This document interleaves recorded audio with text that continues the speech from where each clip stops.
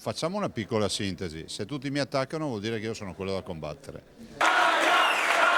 Accolto da una platea di sostenitori, Luca Zaia non ha risparmiato la frecciata finale ai suoi avversari che l'hanno criticato negli ultimi giorni su più fronti. Anche il governatore uscente ha voluto passare per Padova prima di chiudere la campagna elettorale questa sera a Verona in Piazza d'Arte con un comizio insieme a Matteo Salvini.